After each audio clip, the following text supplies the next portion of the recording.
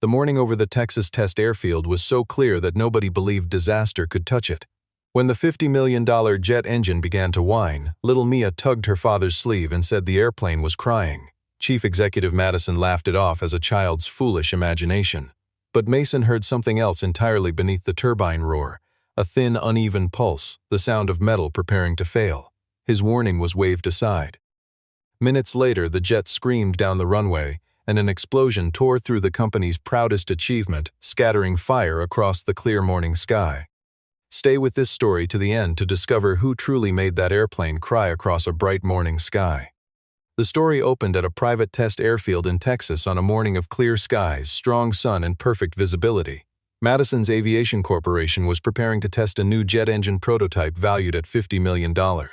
This was a critical test flight, attended by investors, board members, engineering teams, internal media staff, and outside safety observers. If the test succeeded, Madison would save her company from losing a major defense contract that had taken years to secure.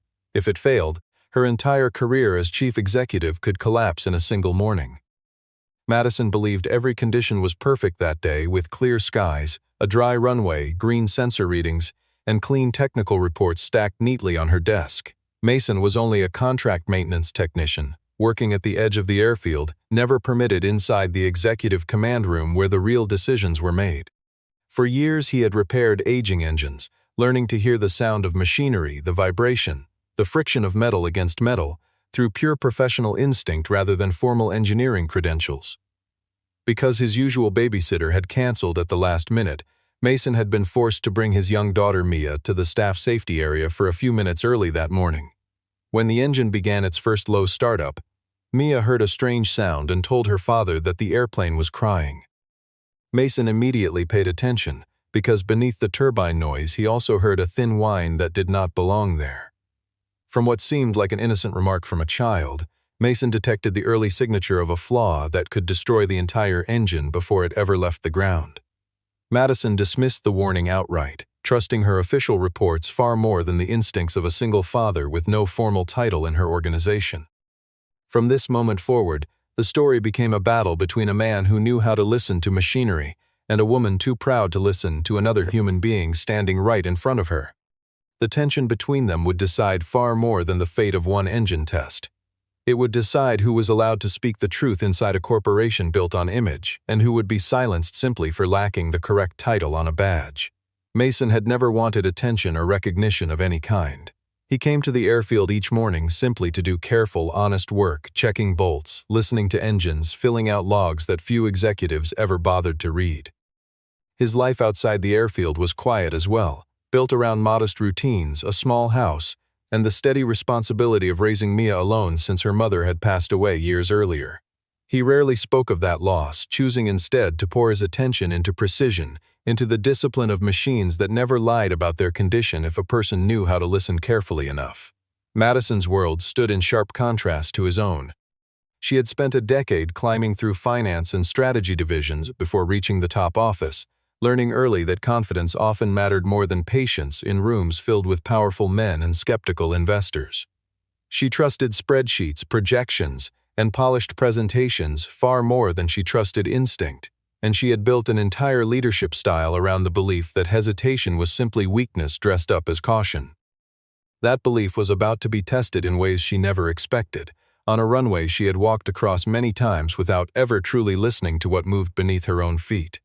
Around them both moved dozens of other people that morning, engineers checking clipboards, camera crews preparing to capture footage for internal promotional use, and investors sipping coffee while they waited for a demonstration they assumed would only confirm what they already believed about the company's success. The Texas test airfield stretched out bright and clear beneath a sky without a single cloud.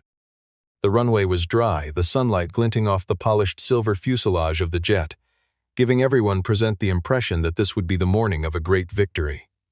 Madison stepped out of a sleek black car, appearing before her assembled team with a cold and commanding presence that left no room for doubt. She reminded everyone gathered that today's test flight would prove her corporation remained the undisputed leader of the entire aviation industry. Connor reported that every sensor was stable, that engine temperature sat well within range, and that oil pressure showed no abnormal readings whatsoever. Xavier leaned close to Madison and whispered that the investors were watching every second of the proceedings, and that nothing, however small, could be allowed to delay the schedule they had promised. Mason stood off in the secondary technical zone, wearing his worn work jacket, checking his tools and observing the engine from a distance most executives never noticed. He did not belong to the senior engineering group, so he had no voice inside the executive meeting where the real decisions were made that morning.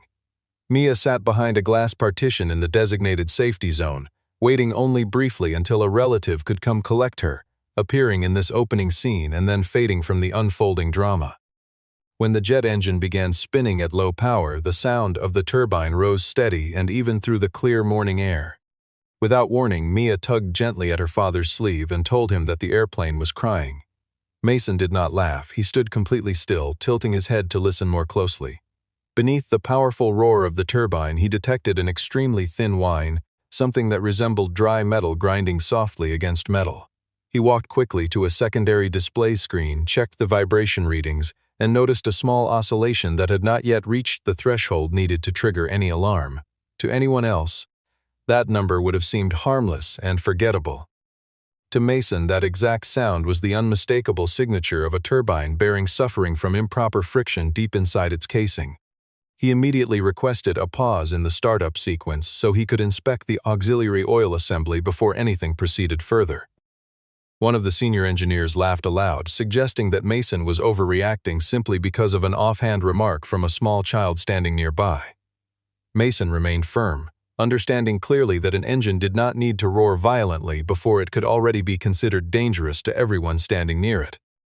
Mason tried once more to explain his concern in simple terms, describing how a bearing under strain would often whisper long before it ever screamed, and how the earliest stage of failure was always the quietest one. The senior engineer waved him off a second time, more interested in maintaining the schedule than in entertaining a theory built on sound alone rather than printed numbers. Mason glanced briefly toward the glass partition where Mia still sat, swinging her small feet against the bench, unaware that her simple observation had already set something enormous into motion. He thought of every engine he had ever repaired over the years, and how each one had taught him that machines rarely failed without warning. They simply failed in a language that most people never learned to hear. As the scene closed beneath that flawless blue sky, Mason stood watching the jet let out its faint rising whine, and he understood with total certainty that disaster could begin from the smallest, quietest sound imaginable. Mason tried to make his way toward the coordination area so he could speak directly with Madison before the schedule moved any further along. Security staff stopped him almost immediately, reminding him firmly that he was only a contracted technician with no clearance to enter that restricted zone. Madison heard the commotion and stepped forward, visibly irritated that her carefully planned timeline had been interrupted without warning. Mason explained quickly that the engine was producing a strange whine, one that could be linked to the turbine bearing, the auxiliary oil line, or unusual heat friction building somewhere inside the housing. Madison asked him bluntly whether he had any official data to support such a serious claim. Connor immediately produced a report showing that every recorded measurement still fell safely within the accepted operational range. Mason pushed back, explaining that sensors often failed to catch early resonance flaws at low rotation speeds, especially when the defect was still forming in its earliest stage of development. Madison glanced briefly toward the glass partition where Mia was being led away from the main area by a staff member named Grace. She said coldly that a $50 million aviation test could not simply be delayed because of an offhand remark from a child. That remark silenced Mason for several long seconds, though he managed to remain composed despite the sting of her words. He told Madison plainly that children might not understand engines, but sound itself never learned how to lie about what was happening inside a machine. Xavier interjected quickly, reminding Madison that investors had already flown to Texas, that the contract was waiting, and that the entire board was watching her performance closely that morning. Caught between safety and her own public image, Madison chose to protect her image instead of listening further. She gave the order to continue the startup sequence exactly as planned. Mason asked for at least 10 minutes to inspect the bearing assembly before anything moved forward toward takeoff. Connor rejected the request outright, insisting that opening the inspection panel now would ruin the entire test schedule beyond repair. Madison ordered security to escort Mason away from the central technical zone immediately. Mason did not resist. He only looked directly at Madison and told her that if the jet took off carrying that sound inside it, she would not lose 10 minutes of her schedule, she would lose the entire engine itself. Madison turned away, choosing to interpret his words as nothing more than a bitter threat from a disgruntled employee. Mason stood alone at the perimeter fence, hands loose at his sides, resisting the urge to shout again since he understood no one in that command room wanted to hear him anymore. He thought of all the times a quiet warning had been proven right long after the moment to act had already passed, and how often the people with the least power turned out to be the ones who saw disaster coming first. Somewhere behind the glass, Madison straightened her jacket and turned back toward her guests, forcing a calm smile onto her face as though nothing troubling had just occurred. She told the investors standing beside her that a few nervous voices were common before any major test, and that confidence, not hesitation, was what built great companies. Connor stood at her side nodding along, privately relieved that attention had shifted away from the component records sitting quietly in his own private files. As the scene closed under the blinding morning sun, engine power increased steadily, and Mason listened as that thin whine climbed higher with every passing second, each rising note tightening the knot of dread inside his chest. Caleb, the lead test pilot, sat inside the cockpit finishing his final checklist with the calm focus that came from years of experience in the air. He recognized that he needed to apply thrust slightly slower than usual, so the engine could respond with greater stability under pressure. When Caleb reported a slight vibration near the team, Connor dismissed it quickly as nothing more than a natural fluctuation caused by the heated surface of the runway. Madison stood inside the glass observation deck, her expression calm and composed, surrounded by investors and board members watching every movement below. Mason remained at the outer edge of the technical zone, stripped of access to the primary communication line used by the flight team. Still, he continued watching with his own eyes and with the trained ear of a lifelong technician. As the jet began rolling forward, the turbine sound turned uneven, producing a sharp rising pitch that resembled metal on the verge of cracking apart. Mason spotted a thin trail of pale gray smoke escaping near the engine exhaust outlet. Under the bright daylight, that trail of smoke appeared unmistakably clear, yet the coordination team remained too focused on their monitors to notice it in time. Mason shouted for the flight to be aborted immediately. No one listened to him. Caleb felt a slight jolt run through the airframe as engine power continued climbing higher. Just as the jet reached high speed along the runway, the engine let out a dry cracking explosion, followed instantly by the sound of metal tearing apart from within. Caleb reacted instantly, aborting takeoff, slamming the emergency brakes, and keeping the aircraft from careening past the far end of the runway. The $50 million engine burst into flame along one side, sending fragments flying outward as black smoke rose against the bright blue sky. No one was killed, but the entire airfield fell into a stunned and horrified silence. Madison stood frozen behind the glass. The weather had been perfect. The conditions had been perfect, the reports had been perfect, and still the engine had failed catastrophically. Slowly, Madison's gaze searched the crowd until it found Mason standing at the edge of the wreckage. The only person she had dismissed with contempt only minutes earlier was the only person who had warned her clearly beforehand. Emergency vehicles rushed onto the tarmac, sirens cutting through the stunned quiet that had settled over the crowd of investors and executives. Caleb climbed down from the cockpit shaking, grateful to be alive, his eyes immediately searching the wreckage to understand exactly what had gone wrong beneath him only seconds earlier. Connor rushed forward as well, already speaking in a low, urgent voice to anyone nearby about how quickly the incident could be explained away as an unpredictable mechanical anomaly. Xavier stood pale and rigid, doing rapid mental calculations about stock prices, contract penalties, and the impossible conversations that now waited for him with furious investors. Madison remained motionless behind the glass for several long seconds, unable to look away from the twisted metal and drifting smoke that had, only minutes earlier, been her company's greatest source of pride. As the scene closed, black smoke curled upward through the bright morning air, undeniable proof that the airplane had truly been crying all along, and that somewhere beneath the polished reports, a warning had been ignored by everyone who mattered most. Immediately after the disaster, an emergency meeting convened inside the airfield's administrative offices. Madison demanded that Connor explain how an engine officially declared safe could have exploded so violently on the open runway. Connor moved quickly to redirect suspicion toward Mason instead of accepting any responsibility himself. He claimed Mason had shown a defiant attitude before the test, had repeatedly requested delays to the schedule and had approached the engine zone shortly before the startup sequence began. Xavier immediately supported this theory, since the corporation urgently needed a simple explanation to present to its anxious investors. If the failure was traced back to design flaws, management decisions, or a rushed launch schedule, the resulting damage would be far more severe for the company as a whole. Madison was not fully convinced that Mason had sabotaged anything, but panic had already begun to cloud her judgment. To protect the corporation's public image, she signed an order suspending Mason from every facility under company control. His toolbox was confiscated, his access badge deactivated, and his employment file placed under formal investigation. Mason was summoned into a security office and questioned about why he had repeatedly demanded that the flight be halted. He answered honestly that he had tried to stop it because he had heard a genuine flaw, not because he wanted to cause any disruption to a schedule he had never cared about in the first place. Connor claimed there existed no official record confirming that Mason's warning had ever been verified by legitimate data.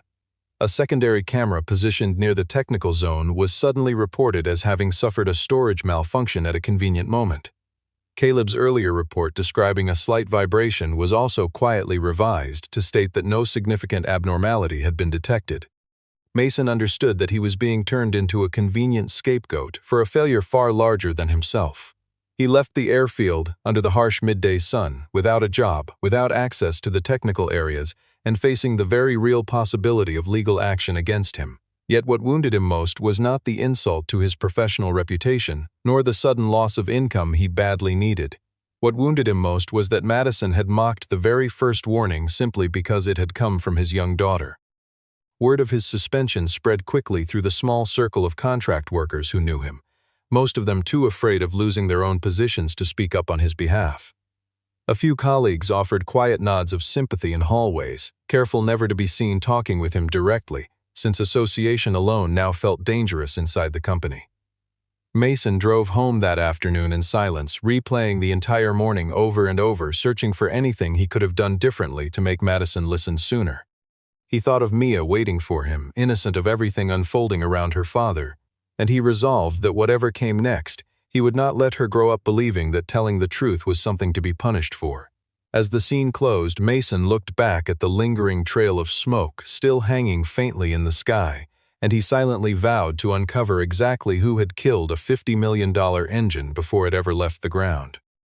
Mason began his own private investigation using only what he legally still possessed from his shift work, including personal timing notes, private inspection logs, old sound samples, and rotation figures recorded during startup. He did not break into any system, steal any data, or trespass on restricted property. He relied only on his own experience and memory, built from listening to hundreds of engines across every stage of health and failure throughout his long career. Mason analyzed that the whine had not originated from the main fan blades, but rather from the turbine bearing positioned toward the rear of the assembly. If that bearing had been ground unevenly, it would produce a very thin sound at low rotation speeds, later transforming into a powerful vibration once thrust increased sharply. This matched precisely what Caleb had felt inside the cockpit moments before the aborted takeoff. Mason arranged to meet Caleb quietly at a coffee shop near the airfield perimeter. Caleb was cautious at first, since he remained an active employee of the corporation and had much to lose by speaking freely. Mason did not pressure Caleb to take his side. He asked only a single question, wondering if Caleb would dare fly again, knowing that exact sound still lived somewhere inside the airframe. Caleb fell silent for a long moment, then admitted quietly that his original vibration report had indeed been altered after the fact. Mason next reached out to Ryan, an independent aviation safety inspector who had known him from previous maintenance cases years earlier. Ryan agreed to examine the situation, since an engine explosion occurring under clear skies, a dry runway, and green sensor readings raised serious and immediate concern.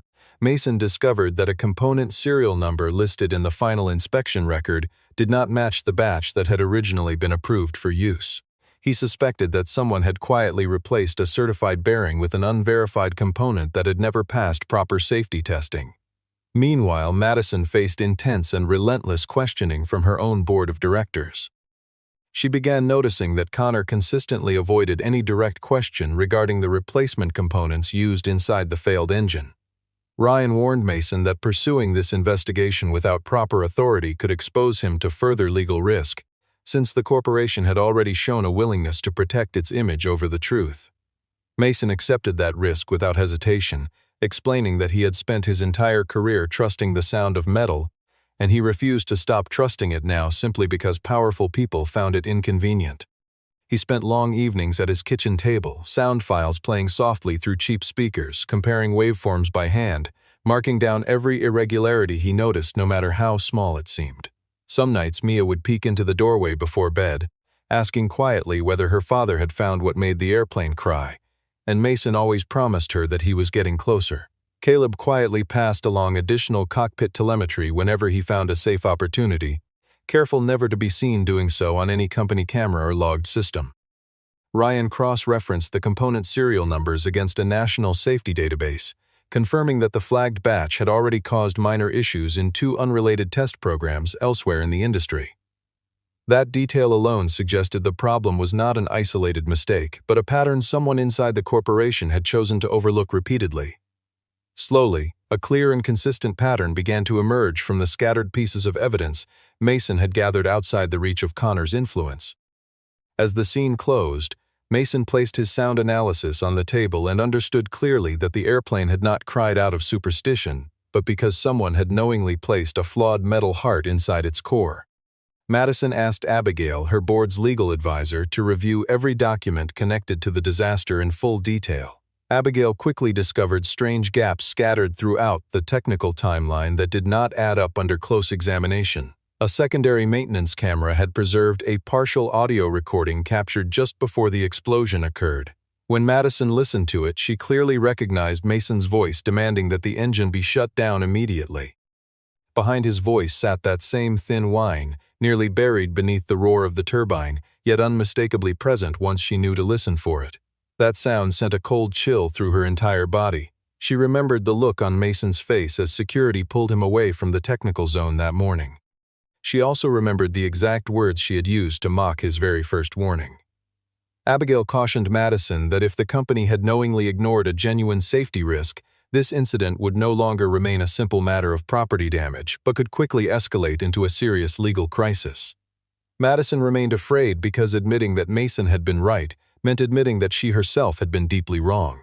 Even so, she began to grow suspicious of Connor's behavior throughout the entire ordeal. Madison quietly arranged to meet Mason at a small repair shop just outside the airfield during the late afternoon sun. The meeting was tense. Mason did not shout, did not beg, and did not gloat over being proven correct. He simply explained that many technical disasters did not begin with a flashing red alarm, but instead began with a quiet sound that someone with authority chose to ignore. Madison asked what he needed in order to prove the truth beyond any doubt. Mason told her he required access to the wrecked engine, the original vibration data, the component records, and Caleb's full cockpit recording. Madison stood at a difficult crossroads, forced to choose between protecting her position through silence or reopening the investigation and placing herself directly in the center of the coming storm. In the end, she granted Mason formal legal access to the storage facility holding the burned engine wreckage. Madison sat alone in her car for several minutes after leaving the repair shop, replaying every dismissive word she had spoken to Mason that morning on the runway. She realized that her entire leadership philosophy had been built around projecting certainty, even in moments when certainty was exactly the wrong instinct to trust. Abigail called later that evening to remind her that the board would expect answers soon, and that half measures would satisfy no one once the investigation truly began to unfold. Madison thought about Connor's calm reassurances throughout the entire crisis, and how convenient his explanations had always sounded, perhaps too convenient for a disaster of this scale. She thought too of Mia's small voice describing an airplane that was crying, a description so simple that no adult in that command room had thought to take it seriously. As the scene closed, for the very first time, Madison did not order Mason to stay silent. Instead, she quietly began learning how to listen, one uncomfortable truth at a time. Mason, Ryan, Abigail, and Caleb entered the storage facility, holding the wrecked engine under the close supervision of the legal department. The setting was a bright, clean, cold hangar, standing in stark contrast to the blackened mass of scorched metal resting on the floor before them.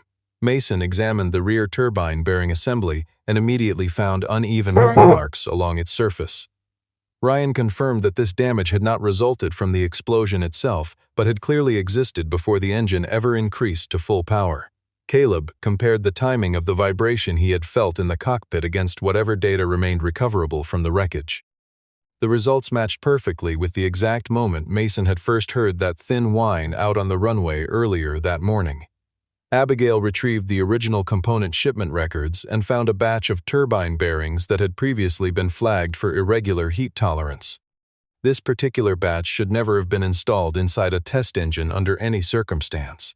A far more serious problem emerged when the serial number recovered from the burned engine matched precisely the batch that had already been flagged for concern. Mason discovered that the final inspection report had been quietly altered sometime after his shift had ended. The trace of that alteration led directly back to an account belonging to Connor, the senior technical director himself. Madison confronted Connor inside a sunlit glass office later that same afternoon. Connor denied everything, insisting that Mason was simply fabricating a story out of bitterness over his earlier suspension. Xavier sided firmly with Connor, terrified that the company's valuation would collapse entirely if the truth ever became public. Madison slowly began to understand that this disaster was not merely a technical failure. It was the result of a long chain of greedy decisions, cheaper components, silenced warnings, altered reports, and a launch schedule pushed forward no matter the cost. Mason found a discarded washer inside a technical waste bin, still bearing the distinct oil residue characteristic of the uncertified component batch. Ryan explained patiently that certified components existed precisely to prevent this kind of failure, and that whoever had approved the substitution had gambled an entire test flight and Caleb's life to save a comparatively small amount of money. Abigail traced the purchase order back through several layers of internal approval, each signature adding another name to the growing list of people who bore some responsibility for the decision. Mason stayed quiet through most of the discovery process, letting the evidence speak plainly rather than adding his own anger into the mix of facts already piling up around them. Caleb admitted that he had always trusted the engineering team completely, and that this entire experience had shaken his confidence in a system he once assumed was beyond question. Madison listened to every detail without interrupting, feeling the weight of each new revelation settle heavier onto her shoulders than the last. As the scene closed, Madison stared at the small object sealed inside an evidence bag, realizing that one cheap, overlooked part had destroyed a $50 million engine because of an arrogance far more costly than the part itself. Connor realized that Madison was growing suspicious of him, and he moved quickly to erase the original telemetry recordings before anyone else could examine them. That telemetry data represented the single most important piece of evidence, since it proved abnormal vibration had appeared well before the jet ever reached full acceleration. Mason suspected that Connor would never allow that data to survive long enough to reach the upcoming board meeting. Madison, Mason, and Abigail arrived at the technical data center late in the afternoon, sunlight still streaming through the long glass corridors surrounding them. They discovered Connor using his administrative privileges to replace the original recording with a file that had already been quietly altered. Connor abandoned his professional composure entirely, accusing Madison of growing weak for listening to a mere contract technician instead of trusting her own trained engineers. He argued that in this industry, nobody halted a $100 million deal simply because of a faint whining sound. Mason replied that nobody should gamble a pilot's life either, just to protect a falling stock price. Connor attempted to leave the room carrying a storage drive containing the original data. Caleb had already managed to back up a portion of the readings from his own private cockpit system, creating an undeniable point of comparison against any altered file.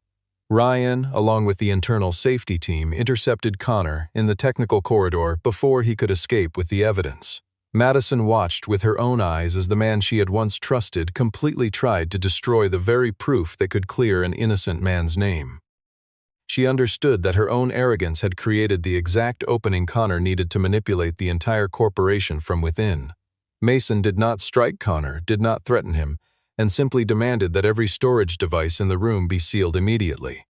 Abigail sent an urgent report straight to the board of directors and to the National Aviation Safety Authority without delay.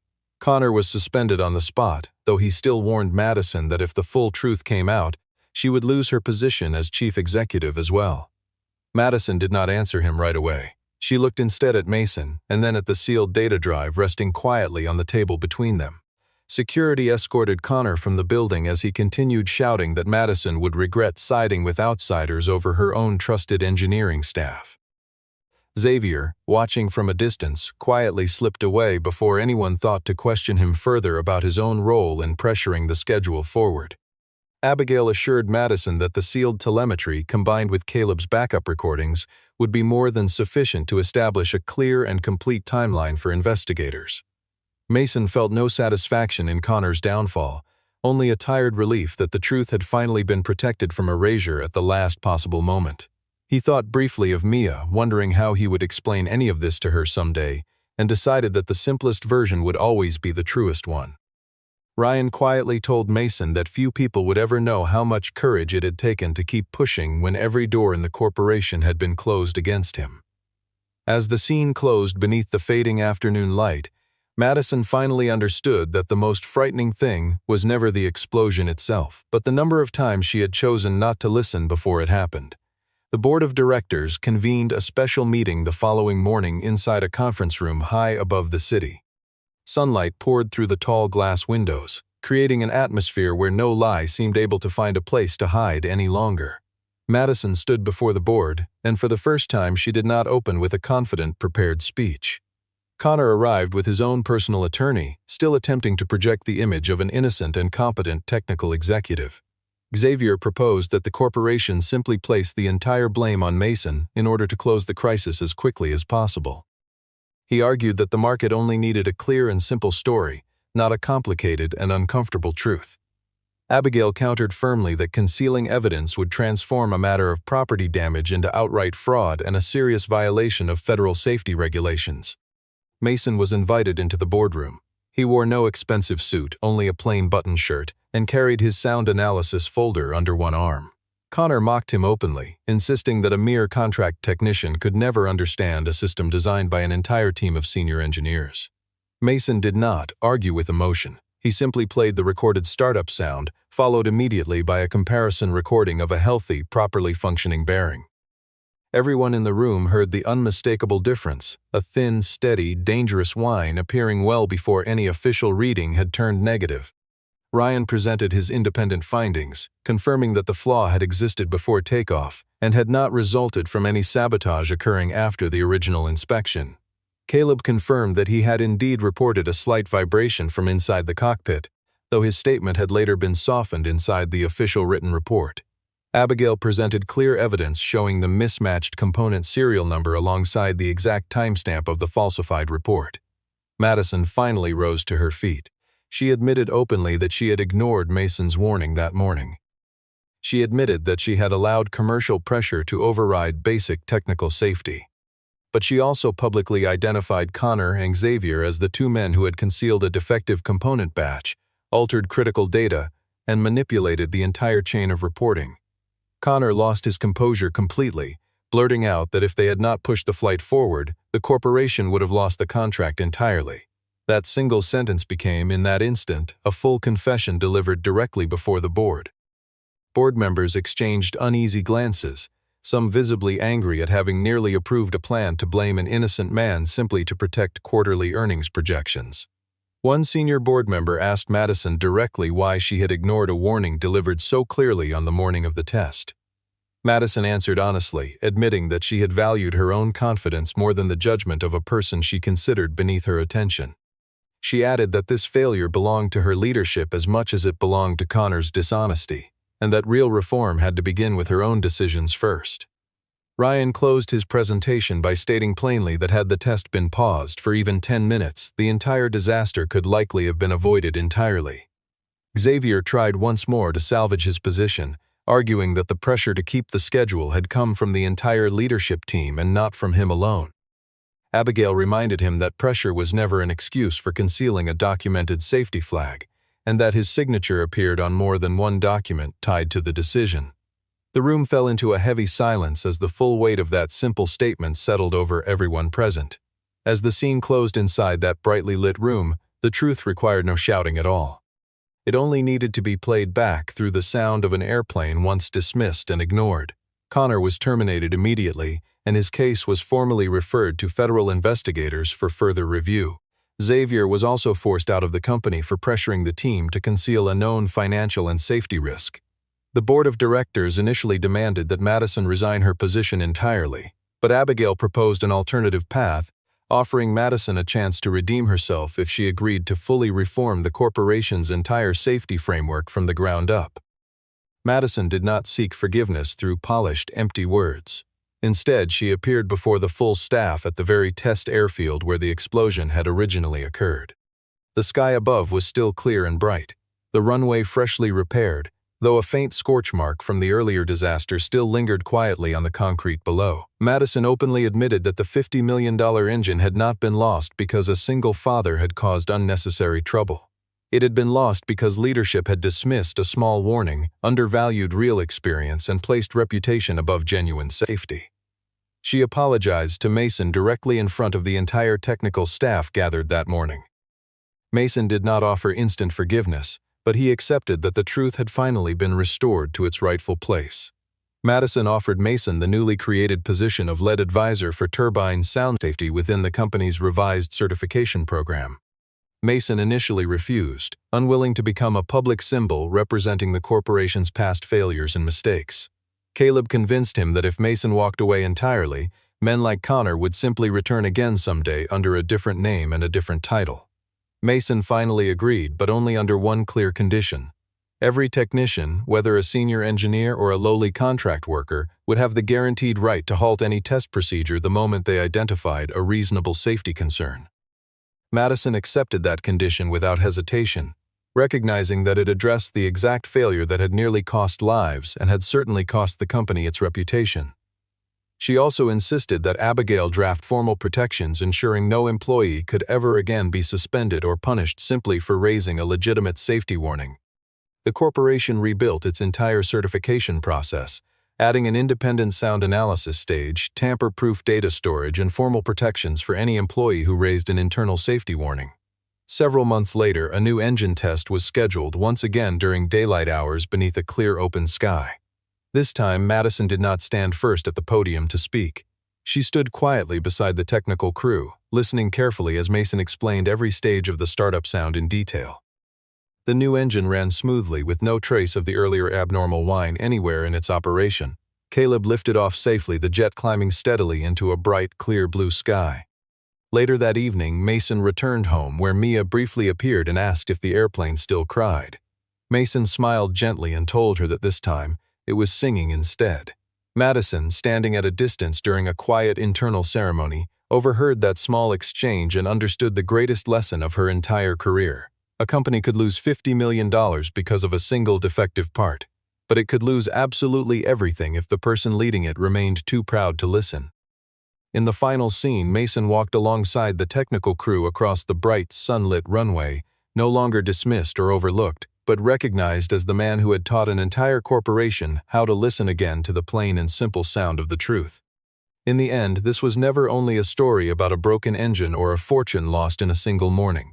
It was a story about the price of arrogance and the quiet courage of a man who trusted the sound of truth over the comfort of silence.